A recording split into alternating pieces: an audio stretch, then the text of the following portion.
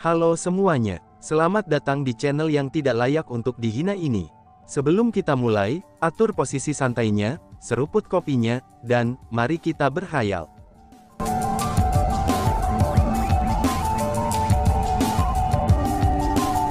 Melanjutkan cerita sebelumnya, aku telah mendengar darinya bahwa nama tuannya adalah Su Jingrui, kata Chu Feng. Ini sebenarnya Su Jingrui, seru orang-orang. Mendengar nama itu, Liu Xiaoli, Liu Chengkun, dan juga yang lainnya, semuanya mengungkapkan ekspresi heran.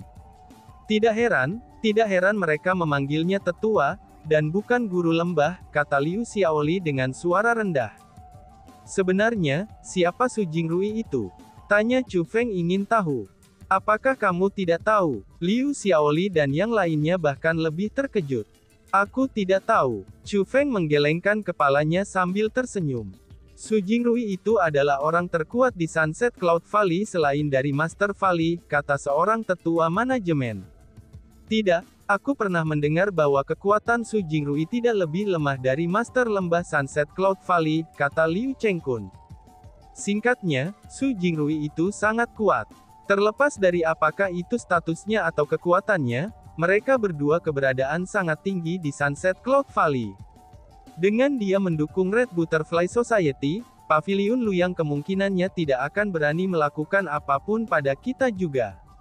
Adapun semua ini, itu semua berkat-mu Chu Feng, aku tidak tahu bagaimana aku harus berterima kasih, ucap Liu Xiaoli sambil memandang Chu Feng dengan penuh syukur.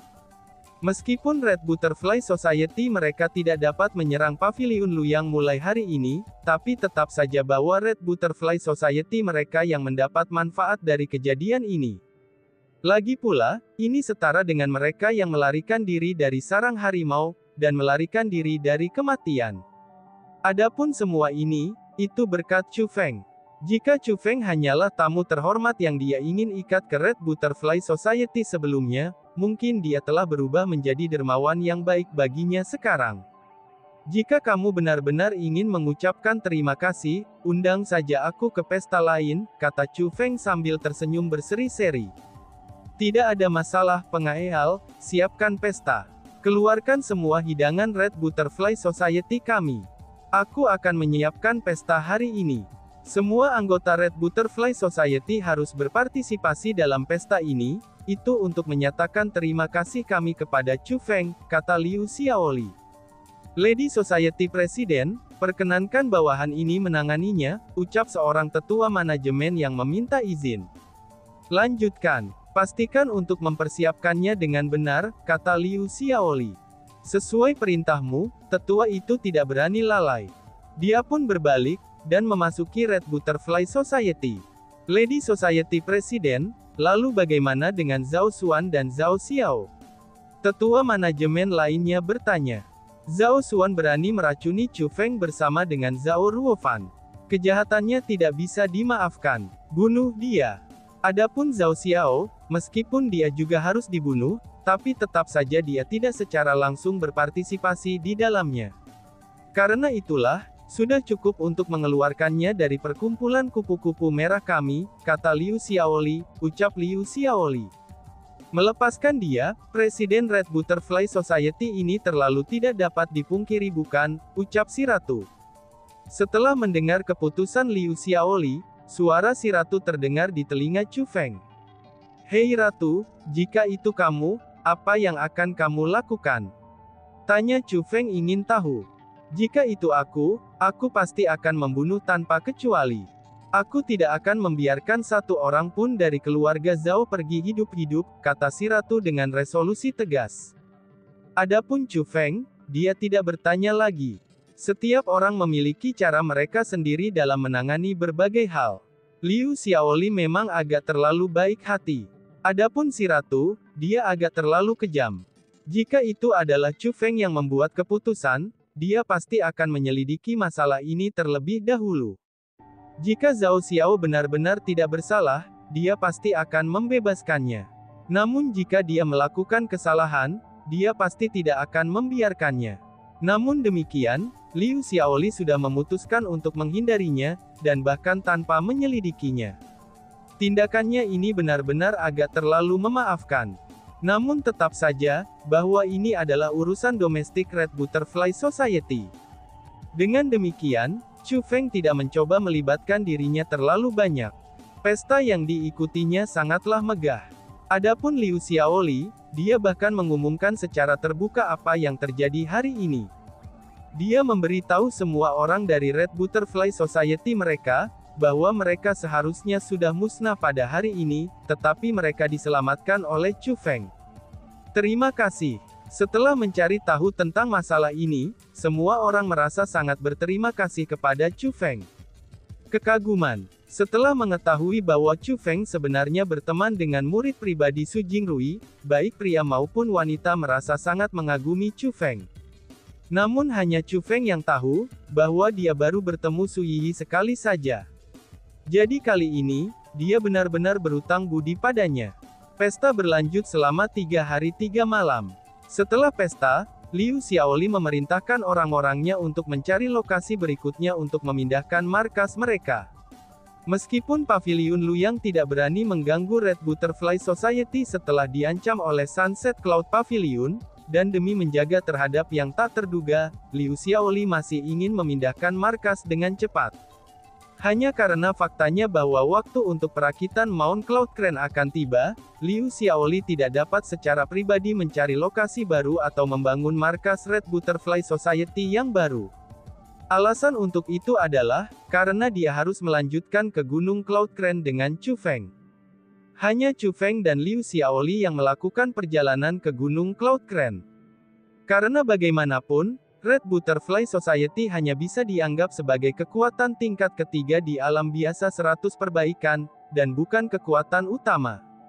Jadi, jika mereka menampilkan tampilan yang terlalu boros, mereka hanya akan diejek oleh orang lain, atau bahkan memancing orang lain.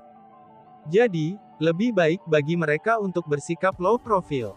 Sebelum Chu Feng dan Liu Xiaoli bahkan tiba di Mount Cloud Crane, alis mereka menyusut ke dalam, dan mata mereka mengungkapkan ekspresi heran ketika mereka baru saja melihat penampilan Mount Cloud Crane dari jauh.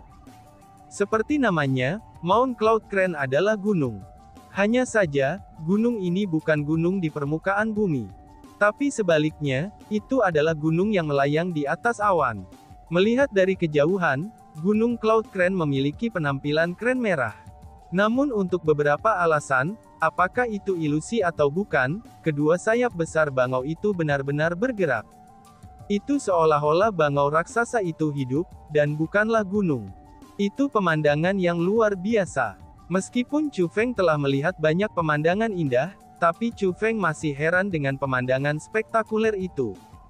Tidak dapat menahan dirinya, Liu Xiaoli memuji. Apakah ini kemampuan seorang yang ditinggikan? Ini benar-benar sesuatu yang menyebabkan seseorang memperluas wawasannya. Ini benar-benar layak menjadi tontonan dari alam biasa 100 Refinements. Kemungkinannya, itu juga pertama kalinya dia datang ke Mount Cloud Crane. Minggir-minggir. Tiba-tiba saja, sekelompok orang terbang secara agresif, dan mereka terbang menuju Gunung Cloud Crane. Semakin dekat Chu Feng dan Liu Xiaoli sampai ke Gunung Cloud Crane, maka mereka semakin menemukan kekuatan seperti terbang dari segala arah. Selain itu, mereka semakin agresif.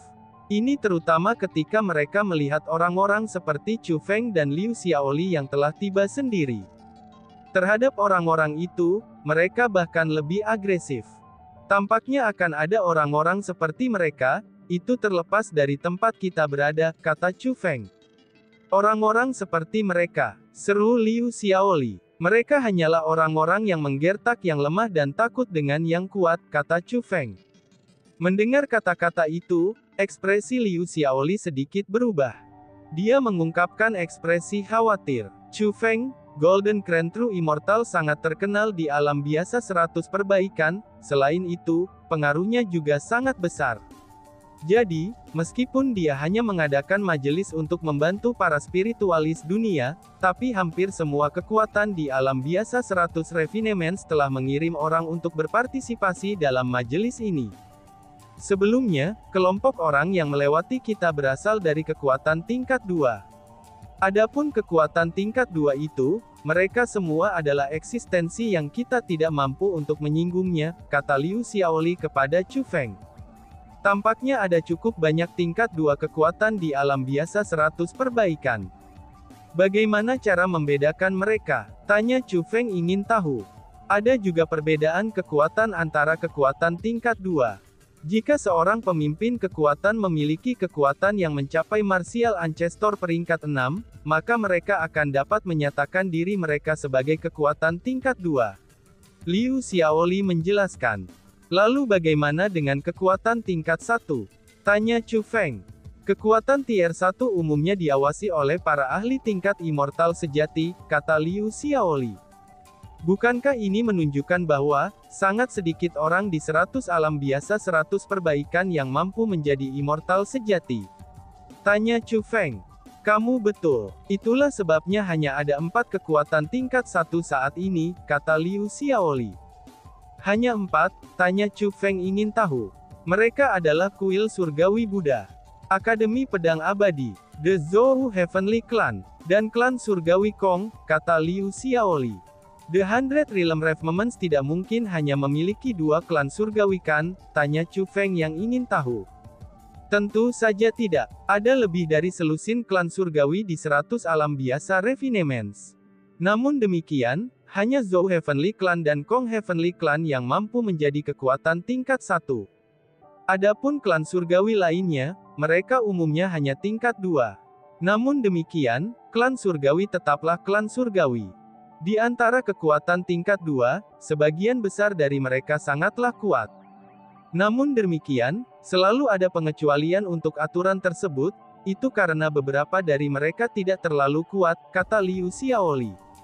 Memang benar, bahkan garis keturunan yang sama memiliki perbedaan kekuatan. Chu Feng tersentak dengan emosi.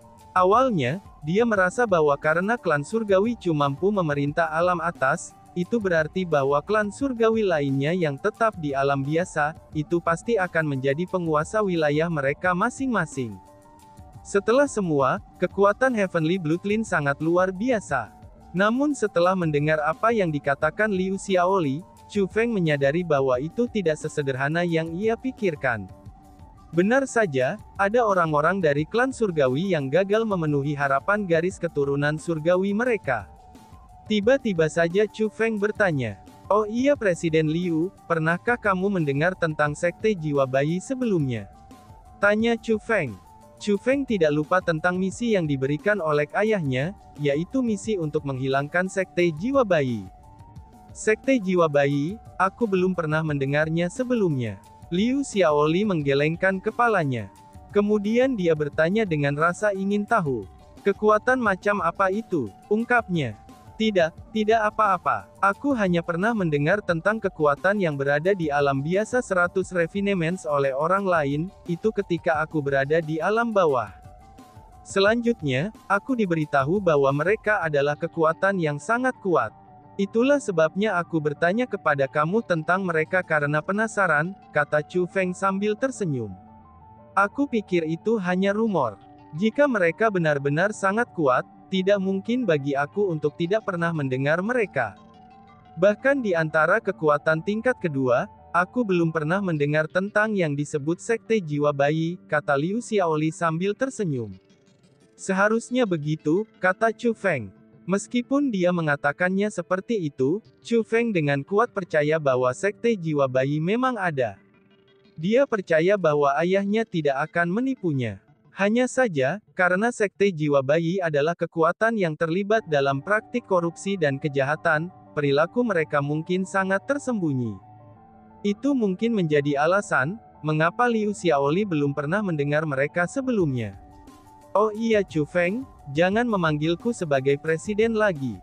Jika mungkin, panggil saja aku sebagai Liu Xiaoli. Perbedaan usia kami tidak terlalu jauh, dan kami berdua adalah anggota generasi yang lebih muda. Jadi, tidak perlu bagi kamu untuk merasa terlalu sopan terhadap aku. Lebih jauh lagi, kamu adalah dermawan dari Red Butterfly Society kami. Jika kamu terus memanggil aku seperti itu, aku akan benar-benar merasa malu, tiba-tiba saja Liu Xiaoli berkata. Perbedaan umur tidak terlalu bagus. Ada beberapa dekade di antara kalian berdua bukan? Ucap si ratu sambil tertawa. Chu Feng mengabaikan komentar si ratu. Setelah semua, ketika Liu Xiaoli sudah mengatakannya seperti itu tidak cocok untuk Chu Feng untuk menolak. Karena itulah, dia berkata, "Baiklah, lalu mulai hari ini, aku akan memanggil kamu sebagai Liu Xiaoli. Namun jika orang-orang Red Butterfly Society kamu memutuskan untuk memukul aku setelah mendengar aku memanggil kamu dengan namamu, aku akan menemukan kamu untuk membalas dendam aku," ucap Chu Feng. "Apa yang kamu katakan, bagaimana mungkin mereka melakukan itu?" Liu Xiaoli tertawa. "Oh iya Chu Feng, aku sudah memberitahu kamu semua ini, sehingga kamu dapat mengetahui bahwa ada terlalu banyak pakar yang telah tiba di Mount Cloud Crane. Bagi kami, dengan kekuatan kami hanyalah karakter kecil. Yang terbaik adalah kita menjaga profil rendah. Bahkan jika orang berbicara dengan kasar kepada kita harus mentolerirnya jika kita bisa. Lagi pula dengan mundur selangkah, orang bisa melihat laut dan langit yang luas. Dengan mentoleransi hal-hal sebentar, angin sepoi-sepoi akan terasa tenang, dan ombak akan terasa tenang juga," kata Liu Xiaoli. "Aku mengerti." Chu Feng tersenyum dan mengangguk. Sebenarnya sejak Liu Xiaoli mulai menjelaskan ini kepadanya, Chu Feng sudah mengerti niatnya. Setelah itu, keduanya melanjutkan menuju Mount Cloud Crane. Benar saja, semakin dekat mereka dengan Mount Cloud Crane, semakin banyak pakar yang mereka lihat. Selain itu, banyak dari generasi yang lebih tua adalah ahli tingkat martial ancestor. Ini memungkinkan Chu Feng untuk benar-benar menyadari bahwa 100 Refinements Ordinary Realm adalah kumpulan para ahli. Ranah setengah martial leluhur yang sangat sedikit orang dapat capai di tanah suci martialisme, mereka hadir di mana-mana di tempat ini. Ini benar-benar membuat Chu Feng tercengang. Tidak heran, orang-orang dari alam biasa memandang rendah orang-orang dari alam bawah.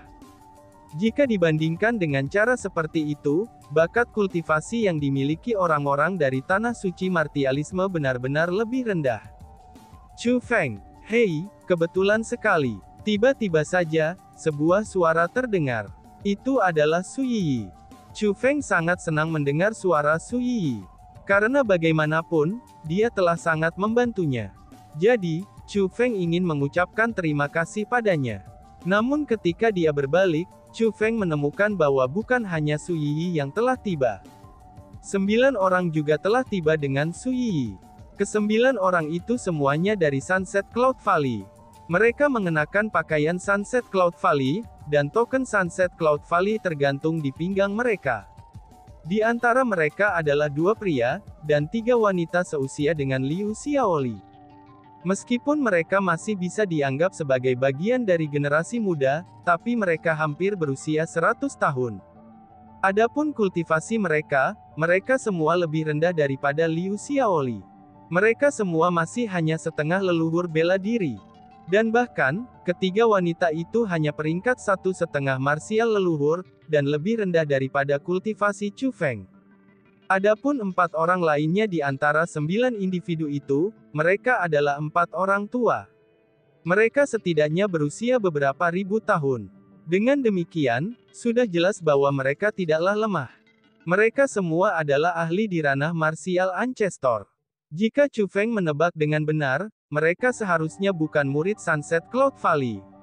Namun sebaliknya, mereka harus menjadi tetua. "Chu Feng, mengapa kamu ada di sini?" tanya Su Yiyi yang penasaran. "Aku datang ke sini untuk berpartisipasi dalam majelis Immortalization, yang diadakan oleh Golden Crane True Immortal." "Bagaimana dengan kamu?" tanya Chu Feng.